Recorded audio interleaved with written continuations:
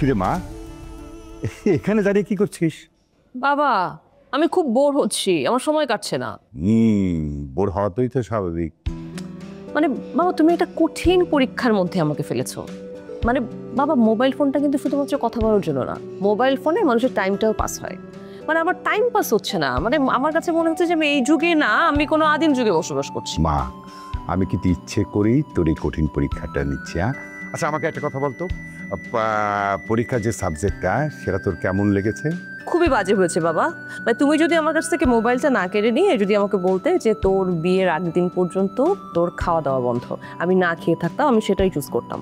Seriously মা, আমি চাই না আমার মেয়ে সহজ পরীক্ষায় পাশ করে স্বামীর সংসারে প্রবেশ করুক।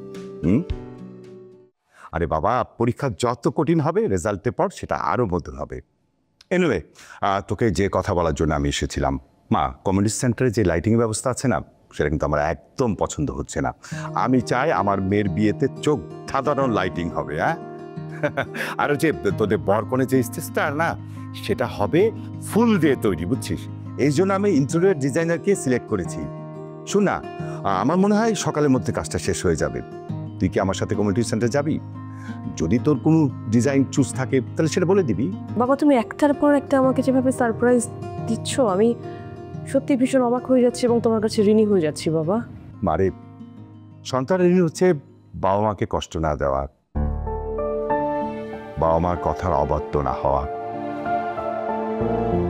এই পৃথিবীতে যত কিছু আছে না, সুখ দুঃখ, সব কিন্তু সন্তানকে ঘিরে। বাবা মা যত পরিশ্রম করে, ত্যাগ করে, সব সন্তানদের জন্য। কিন্তু বর্তমান যুগে সন্তানরা বাবা মাকে যে প্রতিদান দেয়, সেটা খুব কষ্টের, খুব কষ্টের। বাবা, বাবা, আই এম সরি বাবা, আমি আসলে তোমাকে কোনোভাবেই কষ্ট দিতে চাইনি। তোমার সাথে আমার জাস্ট একটা ভুল বুঝাবুঝি হয়েছিল, প্লিজ আমাকে মাফ করে দাও। মারে, আমি সারা জীবন পরিশ্রম করে যে ধন সম্পদ অর্জন করেছি, সব কিন্তু তোর জন্য, তোর সুখের জন্য। আমি চাইলে কিন্তু পায়ের উপরে পা তুলে বসে খেতে পারতাম, কিন্তু সেটা করিনি। আমার সব কিছু মালিক কিন্তু তুই। বাবা, তুমি একদম চিন্তা করো না, আমার বিয়ের পরে তুমি চলে যাবে অবসরে। তুমি চাইলে তুমি ওয়ার্ল্ড ট্যুরেও যেতে পারো, কারণ আমার বিয়ের পর তোমার সব দায়িত্ব আমি নিয়ে নেবো, সব কিছু আমার কাঁধে থাকবে। সেই বিশ্বাস আছে রে মা।